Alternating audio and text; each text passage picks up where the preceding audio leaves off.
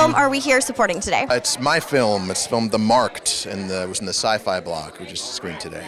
I'm curious where the inspiration came for it because it's very unique. Yeah, thank you. It's sci-fi, but really it's a family drama, ultimately. The only thing I like to say is, what happens when you don't win? What happens when this big force, this thing happens in our film? It's these, terrifying creatures come, and no one can stop them. And what happens? How do you still live and try to survive in that kind of environment? How do you go to work and share a meal with friends and while also having this terrifying thing sort of weighing on you all the time? So just wanted to explore that, as well as different family dynamics through that. And the creatures in the film are described as 12 to 15 feet tall and all this stuff. So to have this sci-fi element, but you don't see it, and you just allow the audience to create that for themselves, I think is powerful as well. Before the feature that I make, where you do finally get to see him. So, hopefully we'll see. What film are we here supporting today? Cleaning. I wrote, directed, and edited a film about my relationship with my father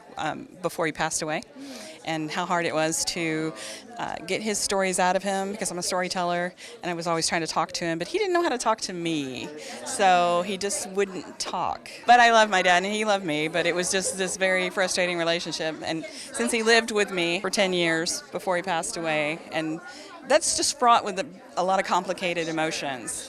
Like, you're kind of angry because you have to take care of this man who really wasn't a big part of your life growing up. He didn't take care of himself, and now you've got to put your life on hold to do this. And, everybody's like, but you have your dad there. And he's like, oh, that's all wonderful. And it was, actually, in retrospect. I could say it was awesome. After he passed away, I had to write it out and get it out of me, so. Was that a pretty cathartic experience? Extremely. I cried for 2 days afterwards, after the production shut down, because we did it at my house, in the room that he lived in. It kind of made it easier to shoot it because I definitely knew, the location. So it was like he was back, and that was kind of weird. But afterwards, I just cried for 2 days. And I'm at peace now. What film are we supporting today? Hatching a Plan, and I am the director and animator. What was the process like for you? So I started with doing storyboards and brainstorming. I was really inspired by a lot of animated films. I have a whole bunch of inspirations for it.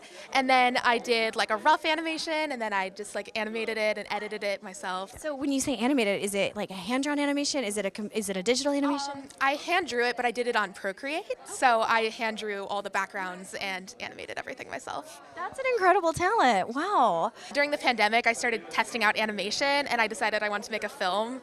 So I found that really exciting. Tell me about which film we are supporting today. All right, my film that I directed is Lady Invisible. I co-wrote it and I starred in it, even though I didn't want to, but it's cheaper to hire self, so that's what I did. That reasoning. Yeah. Low budget, Yeah, for sure. Which hat was your favorite to wear? You know what? I find directing super fun because I've been on stage and screen for 30 years, but I never thought of myself as someone who could direct. But you learn so much by just being there. You absorb by working with good directors. So at first I didn't think I could do it, and then I realized I know a lot more than I thought I knew. So that was the most challenging and fun.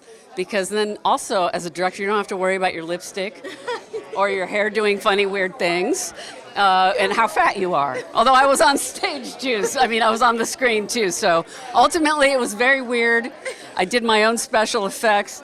I cooked the craft service food. I did a lot of things. So excited to be a part of this festival and have friends and family come that are local because we live here, and so it's really special. I have one of my writers here. We wrote it together with Dana Schaff, Sascha Alexander. I also co-produced it and starred in it. And it's a story about grief surrounding a suicide, and based on my personal grief story. And it's, kind of has that message of everyone grieves differently, and that's okay. And sometimes the things grief makes us do can be ridiculous, and that can be funny, and that's okay too. Do you have anything that you want to add what the experience was like in writing it and then seeing it come to life on screen? Sure. It was a really fun writing experience because Sarah had the concept really clearly when she came to Dana and I, and we started collaborating. So Dana and I were given a stack, I will never forget, of basically scenes, right? Vignettes. You have vignettes, and some of them are actually still in the final product, but basically like, Sarah interacting with the person that she's lost. I'm not gonna say any more than that. We basically took that and we're like, what kind of an arc can you lay over this? Like, if this is a story about recovery from grief, which it always was when Sarah came up with the concept, like what are the moments? And because it's mostly a solo piece, like usually you're just with Sarah for the film. Like, what does she need to communicate to us as the audience to take us with her on such an internal process? I was really honored, to be honest, because it's such a personal story. I just love this project. It was my first time like writing with somebody from like beginning to end and producing it and starring in it. I mean, and you're nominated. How does that feel? Nominated? Oh, are we? Is she? For what? There is a Best Actress nomination in the cards for you. You didn't know? Oh my gosh, you did! Oh my gosh, I didn't. So there was an email that went out. Check your email when you get. Check my email. It's in the email. I love that this is being discovered on the red carpet right now. This is like, I love this moment for you. Yes, there is a Best Actress nomination. For Best Actress. Welcome to the film festival, guys. Yeah. So what film are we supporting today? Dance with Death. I directed, and this is my producer, Max. Hi, Max, yeah. The film stars my grandpa, and I gave him the script, and I was like, do you want to do this? And he's like, kinda. And I'm like, can you please do it? And he's like, okay, but I'm not going to memorize any of the lines. I had to read out all of his lines for him, and he just repeated what I said, but whispered in monotone. I just told him, keep it whispered and keep it monotone.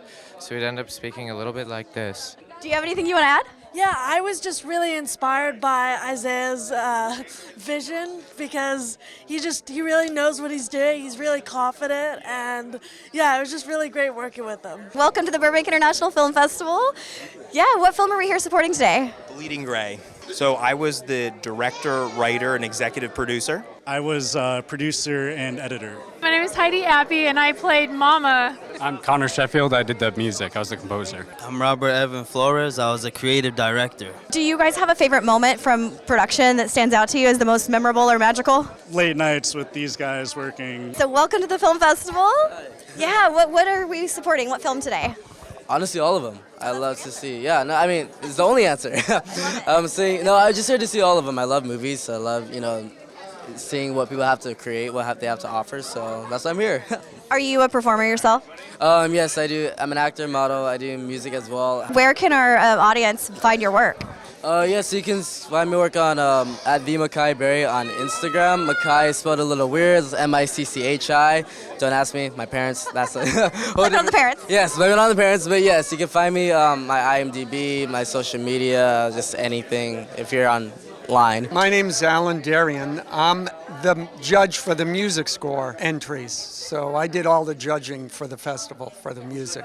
That's awesome. How many entries were there, would you say? I would guess 40 between the shorts and the features. So I did all of those. That's a lot. So are you a composer yourself? Yes, I'm a film and TV composer.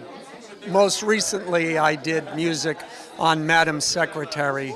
Yeah, and I was on that show for 5 years, so that was great. It was a great show to work on, so yeah. When did you first know were you always musically inclined, or when did you first know you wanted to get into composition? When I was 6 years old, my parents bought a piano, and when I was 7, I started writing music. So I've been writing music my whole life, so I didn't even think about it. This is just what I needed to do.